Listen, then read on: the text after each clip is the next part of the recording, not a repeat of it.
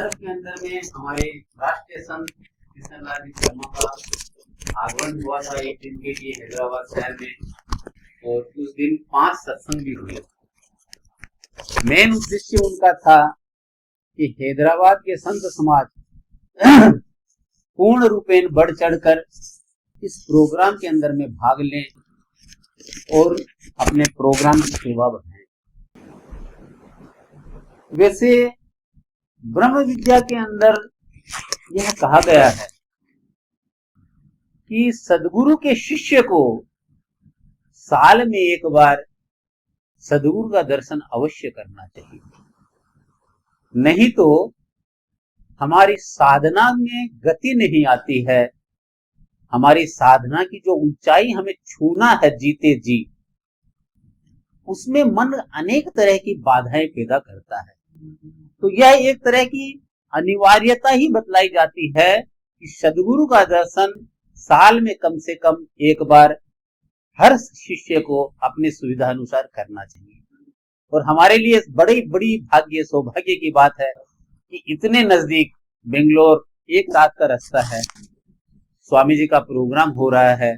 तो मैं सब गुरु भाई बहनों से निवेदन करूंगा कि जितनी भी ज्यादा संख्या में वहां पर सम्मिलित होकर हम अपने हैदराबाद की उपस्थिति भी सदगुरु के चरणों में दर्ज कराएं। जैसे कि आज स्वरवेद में पढ़ा गया, आदरणीय सुभाष जी ने भी सेवा धर्म के बारे में बताया। एक भजन है, गुरु सेवा धर्म बढ़ भाई, जासे भक्ति मुक्ति गति पाई। यह जो धर्म है, यह धर्म सब धर्मों से अलग है। और इस धर्म में क्या होता है, दूसरे धर्मों के अंदर में न भक्ति मिलती है, न मुक्ति मिलती है, और न गति मिलती है। गति किसकी होगी? चेतन जो आत्मा है उसकी गति होती है। तो गति मिलेगी कैसे? हम उस चेतनत्व को प्राप्त ही नहीं कर पाते। जैसे सुभाष जी ने कहा, तो भक्ति मुक्ति गति पाई, गुरु सेवा धर्म बड़ी भाई। क्योंकि अध्यात्म की अगर शुरुआत देखा जाए, अगर वास्तव के अंदर में हम प्राचीन समय में जाते हैं, तो राजा महाराजा जिनके पास में सब तरह के सुख विद्यमान थे, अपने राजमहल को छोड़कर जंगलों के अंदर जाकर क्या करते थे? उन गुरुओं की गुप्त सेवा करते थे। वहां उनका राजसी ठाठ बाट, उनकी धन का धानड्य, उनकी मर्यादा का कोई महत्व नहीं था। वह एक सेवक बनकर उस गुरु के पास जाते थे। अध्यात्म का मतलब ही यही है। अगर हमारे में सेवा नहीं है तो फिर हम समर्पण की बात करते हैं, वह थोती है, वह गलत है। सब समर्पण का जो प्रथम अध्याय है वह सेवा ही है। कितनी प्यारी बात स्वामी जी ने, सदगुरु भगवान ने स्वरवेद में कही है। क्या कही है? जिज्ञासु में सकल गुण। एक जिज्ञासु है जो हमारे पास आता है, उसके अंदर में सब गुण है। जिज्ञासु में सकल गुण, सेवा गुण एक नाही। सारा गुण है लेकिन खाली एक सेवा गुण नहीं है। तो जिज्ञासु में सकल गुण, सेवा गुण एक नाही। अधिकारी वह नहीं है, कर उपदेशन ताहि। अधिकारी वह नहीं है, वह अधिकारी नहीं है, और उसे उपदेश भी नहीं करना चाहिए। कितनी बड़ी महत्वता बताई दी स्वामी जी ने सेवा की। और फिर इसके विपरीत दूसरी बात भी क्या कही? सेवा गुण विद्यमान है। सेवा एक ही गुण है, वह विद्यमान है। सेवा गुण विद्यमान है, अन्य सकल गुण नाही।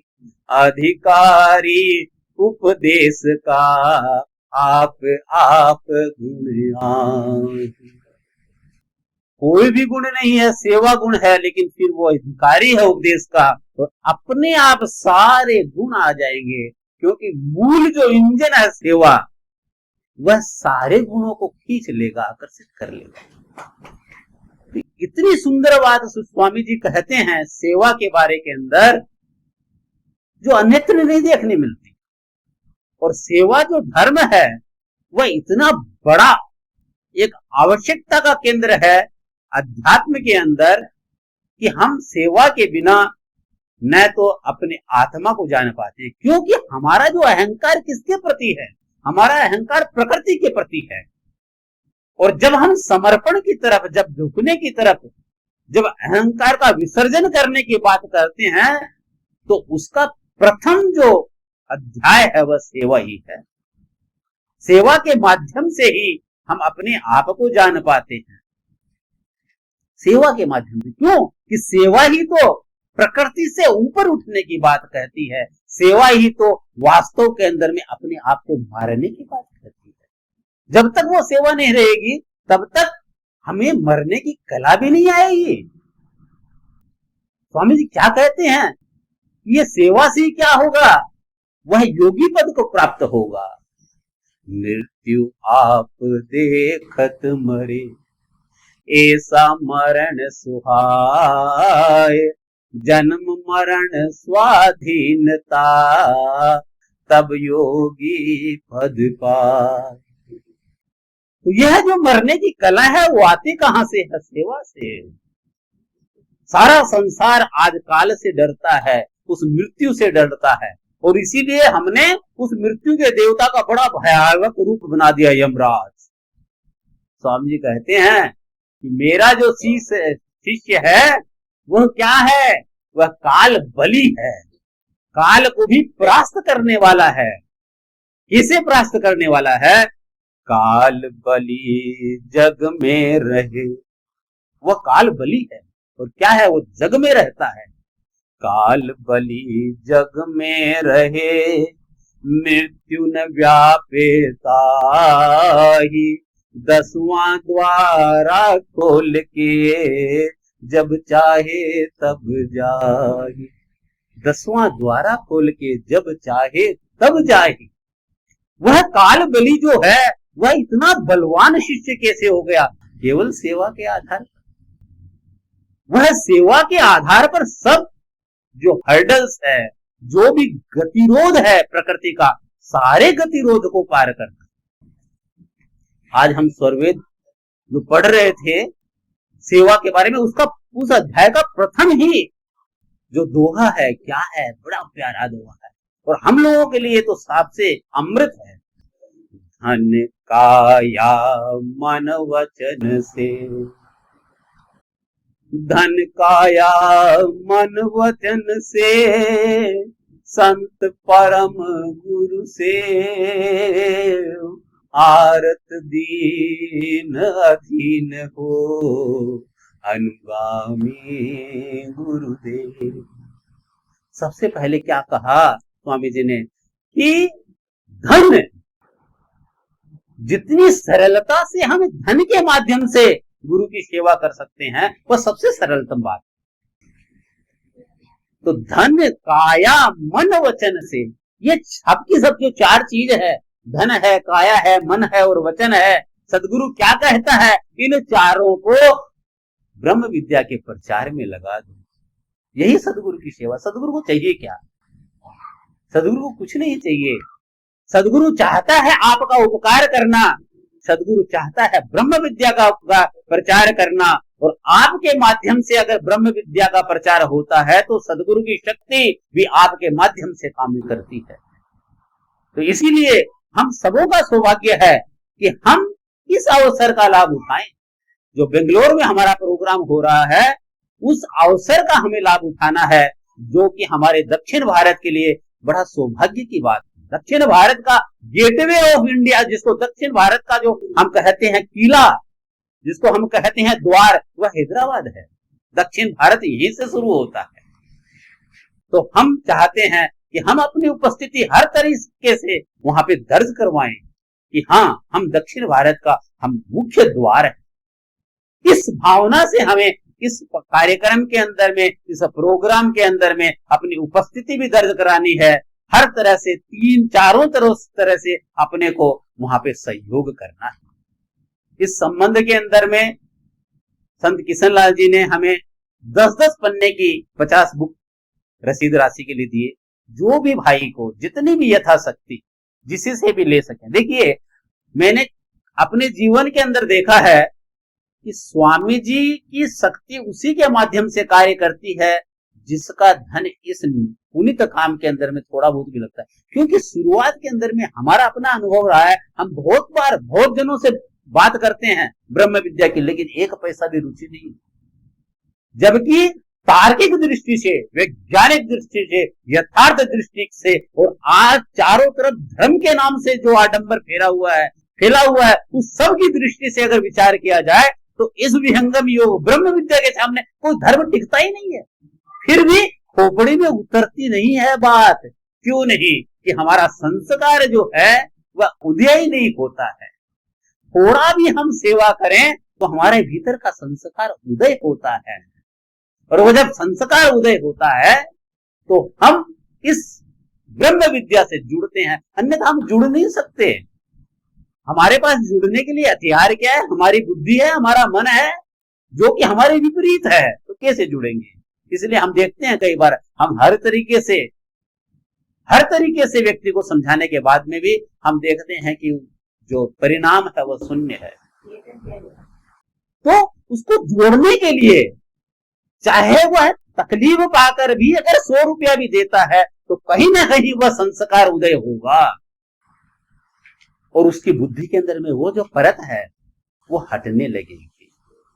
इसे ऐसा नहीं जैसे स्वामी जी इसके अंदर में आया था कि गुरु डंब नहीं है, जो सदगुरु की सेवा है गुरु डंब नहीं है, या और गुरुओं के जैसे हम इकट्ठा करके एक कोई प्रयोजन धार्मिक कार्य के लिए लगाना नहीं, यह हम अपने उद्धार के लिए अपनी शक्ति के अनुसार। सदगुरु कभी ऐसा नहीं कहता कि तुम तकलीफ पाकर ये काम करो, लेकिन हमको संस्कार का उदय अगर करना है तो हमको इससे। अब देखिए, एक भजन है, एक बड़ा प्यारा भजन है, प्रभु जी कैसे करी पार। एक शिष्य पूछता है भगवान से, हे सदगुरु कैसे पार करोगे? क्या स्थिति हमारी? काम क्रोध मद लोभ माया रोम रोम बसत विकार, प्रभु जी कैसे करी पार। हालत तो यही है सबों की। तो इसका जो उत्तर है, प्रभु जी कैसे करी हो पार, इसका उत्तर उसी भजन में छिपा है। गुरु सेवा धर्म बड़ भाई, जासे भक्ति मुक्ति गति पाई, फिर गुरु आदेश राख उर अंतर, तर्क वितर्क मिटाई। जो हमको सेवा करने में जो बाधा पहुंचाने वाला जो तंत्र है वह तर्क और वितर्क ही तो है। स्वामी जी ने अगली लाइन में जवाब दे दिया, गुरु आदेश राख उर अंतर, तर्क वितर्क मिटाई, गुरु सेवा धर्म बड़ भाई, जासे भक्ति मुक्ति गति पाई। तो यह सेवा का महत्व है, और जब हमें सेवा का मौका मिलता है तो हमें यथाशक्ति यथा भक्ति उसका लाभ जरूर लेना चाहिए। स्वामी जी क्या कहते हैं? अभी सुभाष जी ने कहा कि सेवा से क्या होता है? सेवा जित उत्तीर्ण को विश्व अलभ नहीं हो। देखिए, जो सेवा जित उत्तीर्ण को, जो सेवा से उत्तीर्ण हो गया, जो सदगुरु के भावों को जीत लिया, तो क्या होता है? सेवा जित उत्तीर्ण को विश्व अलभ नहीं हो, मुक्ति ताहि पीछे फिरे, सदगुरु सेवक सो। वही सदगुरु का सेवक है। कौन? मुक्ति ताहि पीछे फिरे। जिस व्यक्ति को विश्व को अलभ्य नहीं है, जिस व्यक्ति के पीछे मुक्ति पीछे फिरती है, यह दो मापदंड है शिष्य का। कब? सेवा जित उत्तीर्ण को, जो उत्तीर्ण हो गया।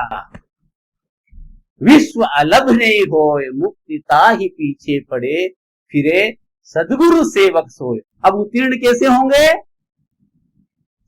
वो जो उत्तीर्ण जो कह दिया स्वामी जी, जिसकी यह कैटेगरीज है कि विश्व अलभ नहीं होए और मुक्ति ताहि पीछे फिरे, तो वह उत्तीर्णता प्राप्त कैसे होगी? देखिए, सदगुरु सेवा धर्म में, सदगुरु सेवा धर्म में शिष्य होय उत्तीर्ण, अन्य धर्म क्या चाहिए, अन्य धर्म सब जीर्ण। सारी बात कह दी, अन्य धर्म क्या चाहिए, अन्य धर्म सब जीर्ण। अब देखिए, इसको जीर्ण क्यों कहा? क्योंकि जब तक धर्म की परिभाषा आती है, जैसे मैंने कहा कि आज सारे के सारे धर्म को ले लें, तो धर्म की परिभाषा के अंदर में क्या आती है? शुभ कर्म। शुभ कर्म के अलावा धर्म की कोई परिभाषा नहीं है, सारे विश्व को खा ले। लेकिन शुभ कर्म क्या है? स्वामी जी ने क्या कहा? कर्म के बंधन आया। हम आए हैं ना इस संसार में, उसमें आने का सबसे बड़ा कारण हमारा कर्म का बंधन है। कर्म के बंधन आया, कर्म के बंधन जाय, कर्म के कीच नहाय कर, मेल कवन विधि जाय। कर्म के बंधन से ही तो हम आते हैं, और कर्म के बंधन से ही हम जाके अगली यात्रा भी करते हैं। दोनों के अंदर में कर्म ही है, चाहे वो शुभ कर्म हो चाहे अशुभ कर्म हो। तो इसलिए क्या कह दिया स्वामी जी ने? अन्य धर्म क्या चाहिए, अन्य धर्म सब जीर्ण। उस धर्म के अंदर में, उस धर्म की रस्सी में वह ताकत नहीं है कि आपको मुक्ति तक वह खींच ले, इसलिए अन्य धर्म सब जीर्ण। सारा का सारा धर्म जो है सब जीर्ण है। तो स्वामी जी ने एक ही बात कही कि क्या है? सदगुरु सेवा धर्म, शिष्य हो ये उत्तीर्ण, अन्य धर्म क्या चाहिए, अन्य धर्म सब जीर्ण। तो सदगुरु सेवा रूपी जो धर्म है, उसे क्या कहा गया? वह कर्म के भीतर नहीं आता, क्योंकि कर्म के अंदर में शुभ कर्म और अशुभ कर्म की कैटेगरी है, और एक जो मुक्त हो जाता है उसकी स्थिति अकर्म की हो जाती है, उसे कोई कर्म बंधता ही नहीं है। लेकिन अभी तो हमारे हर कर्म बंधते हैं। तो कर्म से अकर्म की यात्रा के अंदर में जो एक डोरी है, उसका नाम है विकर्म, और सदगुरु जो सेवा है वह विकर्म है। वह कर्म से आपको अकर्म की पटरी पर ला देगी। एक रेलगाड़ी चल रही है इस पटरी पर, दूसरी पटरी पर जाने के लिए उसको एक कनेक्शन होना पड़ता है। वो छोटा सा एक कनेक्शन उसको दूसरी पटरी पर ला देगा। उस छोटे से कनेक्शन का नाम ही है विकर्म। तो उस विकर्म की जब तक पटरी को हम नहीं पकड़ेंगे, जिसका आधार है सेवा, तो हम अकर्म की पटरी पर नहीं जा सकते। हम उस स्थिति पर नहीं जा सकते कि काल बलि जग में रहे, मृत्यु न व्याजापे ताई, 10वां द्वारा खोलकर जब चाहो तब जाए। वो स्थिति में आने के लिए हमको सदगुरु सेवा रूपी धर्म को जबरदस्त ढंग से पकड़ लेना पड़ेगा। क्यों? सदगुरु चाहता क्या है? ब्रह्म विद्या का प्रचार, और उसके अंदर में एक छोटी सी ईंट अगर हम बन जाते हैं तो उनकी इच्छा हमारी इच्छा हो गई, तो फिर उनकी शक्ति भी हमारे माध्यम से कार्य करेगी। और जब वो कार्य करेगी तब क्या कहता है सदगुरु? ब्रह्म विद्या प्रचार का सदगुरु का है काम, करे करावे ताहि से, सो सेवा शिष्य नाम। बोली श्री सदगुरुदेव भगवान। बहुत बहुत धन्यवाद शिव कुमार जी, सब कुछ आपने स्पष्ट ही कर दिया है। सेवा भाव क्या होता है।